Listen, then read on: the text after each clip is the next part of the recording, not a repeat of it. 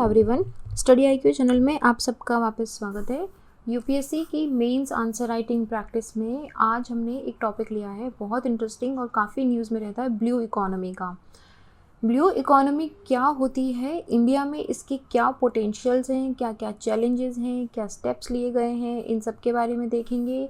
ये टॉपिक आपका 2 सब्जेक्ट्स में फॉलो होता है, GS1 में भी और GS3 में भी। GS1 में जियोग्राफी का हमारा जो लोकेशन ऑफ रिसोर्सेज वाला एरिया है, लोकेशन ऑफ रिसोर्सेज, वहाँ पे ये फॉलो होता है। और GS3 के अंदर, GS3 में दो टॉपिक्स में आता है। जैसे एक तो हमारा जो एनवायरमेंटल पॉल्यूशन एंड डिग्रेडेशन है वहाँ पे, ठीक है। दूसरा सस्टेनेबल डेवलपमेंट का हमारा जहाँ सेक्टर आता है, water resources, growth and development के अंदर भी आता है। ग्रोथ एंड डेवलपमेंट वाला जो सेक्टर है उसके अंदर भी आता है, क्योंकि हम क्या कर रहे हैं, ब्लू क्या होता है, ओशियंस, ठीक है। ब्लू इकोनॉमी किसको बोलते हैं, क्या होती है, क्यों इसको ब्लू इकोनॉमी बोलते हैं, इंडिया पे इसका क्या इम्पैक्ट है, इंडिया के पास क्या पोटेंशियल है, क्या क्या चैलेंजेस हैं, इन सब के बारे में डिस्कस करेंगे। डिफरेंट टाइप के क्वेश्चंस बन सकते हैं, लेट्स सी कैसे कैसे क्वेश्चंस बनते हैं। तो उसके बाद जब हम क्वेश्चन अंडरस्टैंड कर लेंगे, आप लोग इसके आंसर को अपने खुद के हाथ से लिखेंगे and you will send these answers. आप या तो स्टडी आईक्यू के ईमेल आईडी पे भी इसको भेज सकते हो, या फिर आप मुझे मेरे इंस्टा हैंडल little_simple_बुद्धा पे भी भेज सकते हो।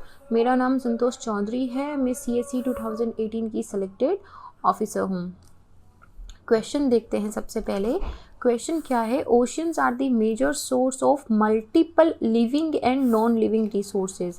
क्या बोल रहा है कि ओशियंस में ना लिविंग एंड नॉन लिविंग दोनों तरह के रिसोर्सेज हैं जो कि ब्लू इकोनॉमी की ग्रोथ के लिए यूज़फुल हैं। क्या क्या कीवर्ड दिए हैं अपने को यहाँ पे, ओशियन कीवर्ड है सबसे पहले, फिर लिविंग एंड नॉन लिविंग दोनों तरह के, फिर क्या है, यूज़फुल है। ये सब किसके लिए, ग्रोथ हो रही है किसकी, ब्लू इकोनॉमी की। तो ये हमारे सारे कीवर्ड्स हैं, ओके।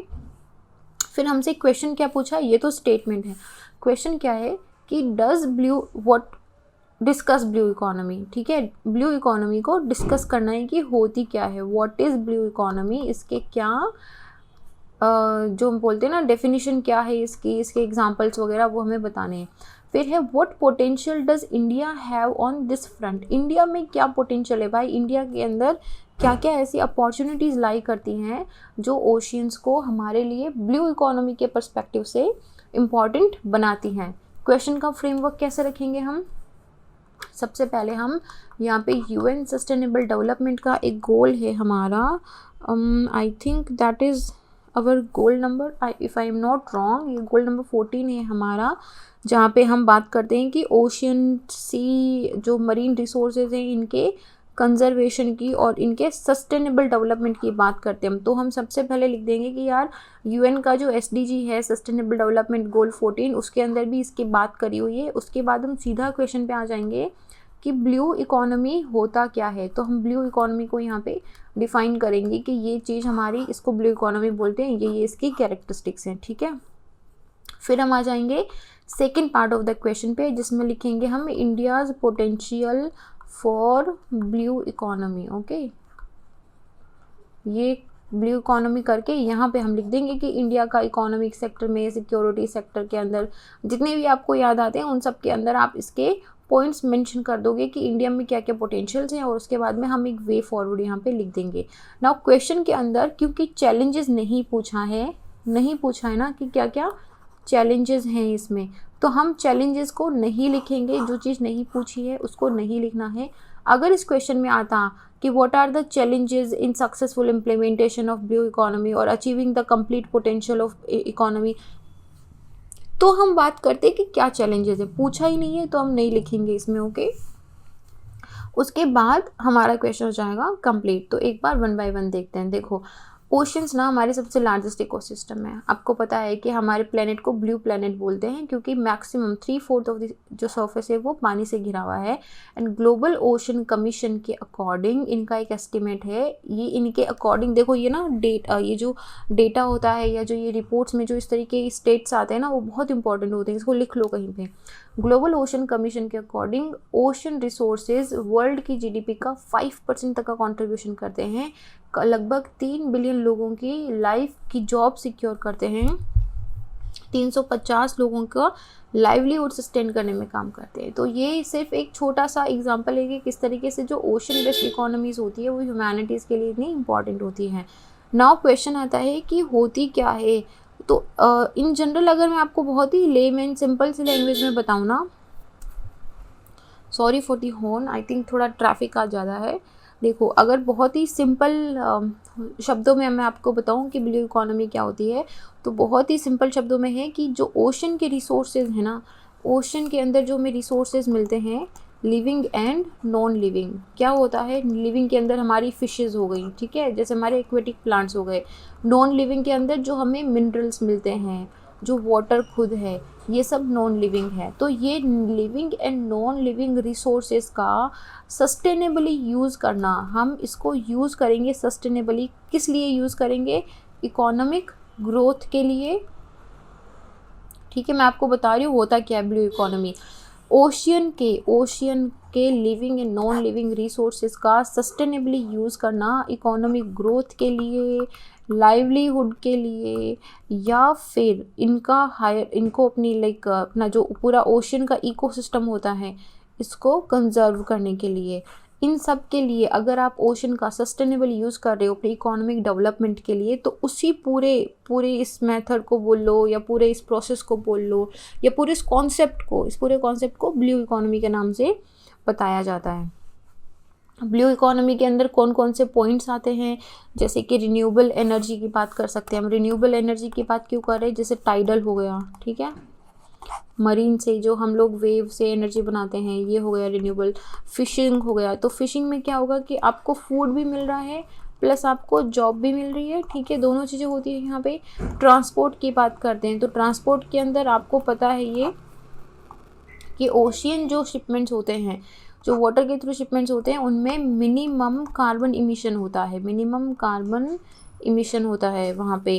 टूरिज़्म के लिए, क्लाइमेट चेंज के लिए इंपॉर्टेंट रोल प्ले करते हैं, क्लाइमेट चेंज को मिटिगेट करने में, वेस्ट मैनेजमेंट के अंदर, तो ये सब चीज़ें हैं। तो ब्लू इकोनॉमी क्या करता है, ये इन सबको इंटीग्रेट कर, एम्फेसाइज ऑन इंटीग्रेशन। किसका इंटीग्रेशन पे? जो सोशल इंक्लूजन पे, इकोनॉमिक सस्टेनेबिलिटी पे, इन जो आपका कंबाइंड या कोई भी इनोवेटिव बिजनेस मॉडल होता है, तो उन सब के पे ये वर्क करता है। जैसे कि ये इसकी सबसे अच्छी डेफिनेशन है, इसको स्टामा करके नोट कर लो। डॉक्टर गंथर पॉली नाम के एक ऑथर थे, इन्होंने एक बुक लिखा, the blue economy 10 years 100 innovations and 100 million jobs, ठीक है। तो उन्होंने क्या बताया कि ब्लू इकोनॉमी एक ऐसा आइडिया है कि जो लोकली अवेलेबल रिसोर्सेज होते हैं उनको यूज़ करना है और रिन्यूएबल इनपुट्स में इसको एम्प्लॉय करना है। जैसे कि इन्होंने बताया कि ओशन ना खुद एज अ रिसोर्स है, ओशन में बहुत सारे आपको living and non living resources मिलते हैं, तो उन रिसोर्सेज का सस्टेनेबली यूज़ करना, ताकि सस्टेनेबल डेवलपमेंट में आप उसका यूज़ कर सको। नेक्स्ट, ब्लू इकोनॉमी का जो कॉन्सेप्ट है, it is considered as a share development space. World bank ने इसको कैसे डिफाइन करा था कि sustainable use of ocean resources, किसके लिए? इकोनॉमिक ग्रोथ के लिए, इम्प्रूव लाइवलीहुड एंड जॉब्स के लिए, एंड ओशन इकोसिस्टम हेल्थ के लिए। नाउ अभी इसको इतना नया कॉन्सेप्ट क्यों बताया जा रहा है? नाउ ये क्या हो रहा है कि ये it is shifting from the old brown business to green business. Brown business generally क्या होता है, जिसके अंदर ओशियंस को as a free resource extraction माना जाता था कि उसका ओवर एक्सप्लॉइटेशन कर रहे हैं, वेस्ट उसके अंदर डंप कर रहे हैं।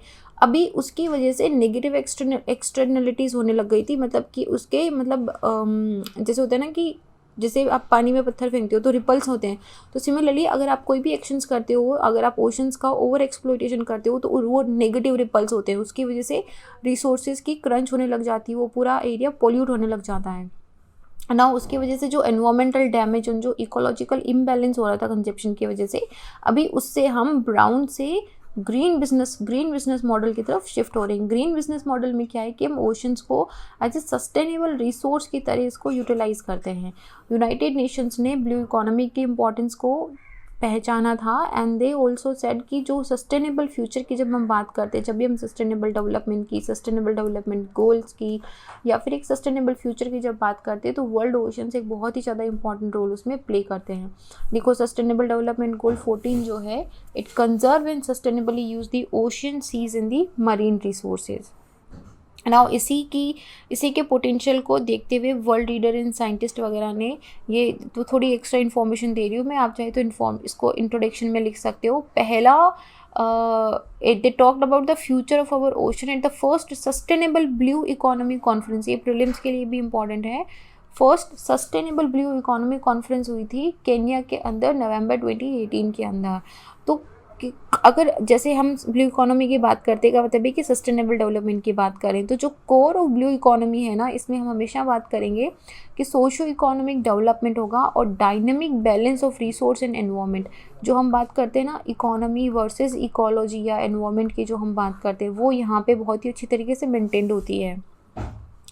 तो ब्लू इकोनॉमी के ना जनरली 2 फैक्टर्स होते हैं। The first is necessity of protecting and restoring when needed the existing ocean resources, ताकि जो हमारी ऑलरेडी सप्लाई ऑफ फूड और जो बिलियंस ऑफ पीपल का लाइवलीहुड है वो सस्टेनेबल रहे। तो हमें एक तो उसको प्रोटेक्ट करना है और एक रिस्टोर करना है। दूसरा होता है कि ब्लू इकोनॉमी के आउटसाइड में, उसके पेरीफेरल के अंदर हमें इससे क्या क्या अपॉर्चुनिटीज़ मिल रही हैं उनको एनहांस करना है, नई सस्टेनेबल इकोनॉमिक एक्टिविटीज़ को डेराइव करना है, ताकि और भी ज़्यादा फूड सिक्योरिटी या फिर इकोनॉमिक डेवलपमेंट या फिर बिलियंस ऑफ पीपल को लाइवलीहुड मिल सके। तो 2 इसके हैं कि ऑलरेडी जो है उसको प्रोटेक्ट करो और नया सस्टेनेबली उसको जनरेट करना है। 2 इसके एलिमेंट्स होते हैं।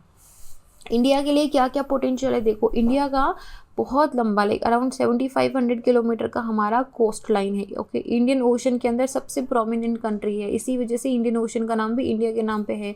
तो और इंडियन ओशन में ना अबंडेंट ऑफ रिसोर्सेज हैं, बहुत ज़्यादा रिसोर्स है, लिविंग एंड नॉन लिविंग दोनों तरह के।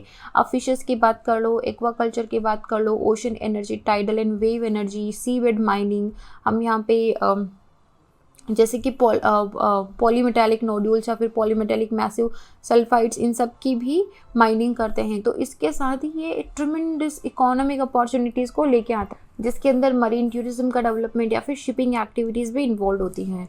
तो ये लगभग 38 मिलियन पीपल को वर्ल्ड वाइड इसमें लाइवलीहुड दे रहा है। तो इंडियन ओशन के अंदर ना जो फिशिंग प्रोडक्शन है ये ड्रास्टिकली इंक्रीज़ हो गया है। बहुत सारे रीजंस हैं इसके, क्योंकि देखो एक तो फूड हैबिट्स चेंज हो गई है, दूसरा फिशिंग, पहले क्या है कि अभी डीप ट्रॉलिंग की फिशिंग होती है तो उसमें नई टेक्नोलॉजी चाहिए होती है। तो वो जैसे जैसे हम डेवलप हो रहे हैं, नई टेक्नोलॉजी आ रही है, हमारे फिशर्स की जो इकोनॉमिक स्टेटस है वो स्ट्रेंथन हो रहा है, जितना गवर्नमेंट सपोर्ट कर रही है, एक्सपोर्ट हमारा बढ़ रहा है। तो इन सब ये कुछ रीजंस बताए मैंने जिनकी वजह से फिशिंग का प्रोडक्शन इंक्रीज़ हो रहा है। यूनाइटेड नेशन का एक आर्म है फूड एंड एग्रीकल्चर ऑर्गेनाइजेशन, इन्होंने एक रिपोर्ट में बताया था कि दुनिया के बाकी जो ओशंस हैं वहाँ पे फ़िशिंग की लिमिटेशंस हैं और वो कंटिन्यूसली कम होती जा रही है, लेकिन इंडियन ओशन एक ऐसा रीजन है जहाँ पे अभी तो हमने जो मैक्सिमम पोटेंशियल है, मतलब अभी तो हमने पोटेंशियल को रीच ही नहीं करा है। They have the potential to sustain increased production. उसके साथ ही जैसे कि मैंने आपको बताया कि हम लोग जो रेयर अर्थ मटेरियल्स होते हैं, पॉलीमेटालिक नोड्यूल्स हो गए, पॉलीमेटालिक मैसिव सल्फाइड्स हो गए, कुछ बहुत ही स्पेशल जो रेड मिनरल्स होते हैं, इनकी रिसोर्सेज की माइनिंग करते हैं कमर्शियल इंटरेस्ट की वजह से।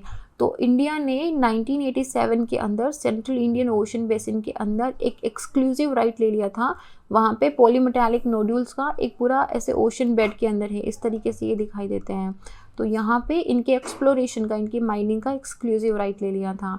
इसके अलावा स्ट्रैटेजिक इंपॉर्टेंस देखो, अगर इंडिया का इकोनॉमिक ग्रोथ जो है वो it is as most of the countries oil and जो गैस है वो इसी सी के थ्रू ट्रांसपोर्ट होता है।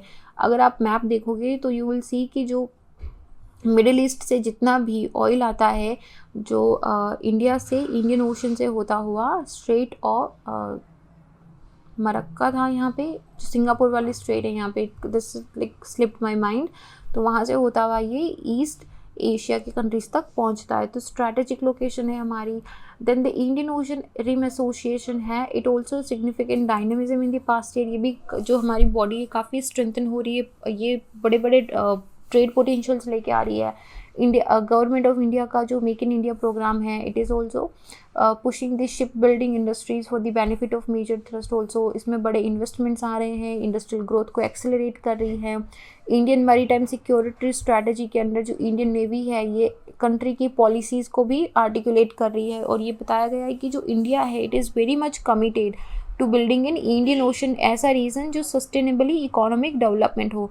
तो जब भी हम इंडियन ओशन रीजन की बात करते हैं तो इसमें दो चीज़ें आती हैं, एक तो हमारा इंडियन ओशन और उसके पेरिफेरल में इंडियन ओशन के बॉर्डर को टच होती हुई कितनी कंट्रीज़ हैं, उन सब के बारे में हम बात करते हैं जब भी हम बात करते हैं इंडियन ओशन रीजन की। इंडिया के अंदर फिर से सागरमाला प्रोजेक्ट है मिनिस्ट्री ऑफ शिपिंग का, तो ये आपको पता ही है कि बहुत ही एक स्ट्रैटेजिक इनिशिएटिव है पोर्ट लैंड डेवलपमेंट के लिए, तो जिसमें हिदरलैंड के जो एरिया है उसको भी हम लोग इसके साथ कनेक्ट कर रहे हैं। हम लोग पोर्ट मॉडर्नाइजेशन पे फोकस कर रहे हैं, कोस्टल इकोनॉमिक डेवलपमेंट पे फोकस कर रहे हैं। तो ये सब कुछ पॉइंट्स है जहाँ पे इंडियन ओशन के अगर सस्टेनेबल डेवलपमेंट या सस्टेनेबल इकोनॉमिक डेवलपमेंट की हम बात करते हैं तो इंडिया एक बहुत ही प्रोमिनेंट प्लेस पे आता है।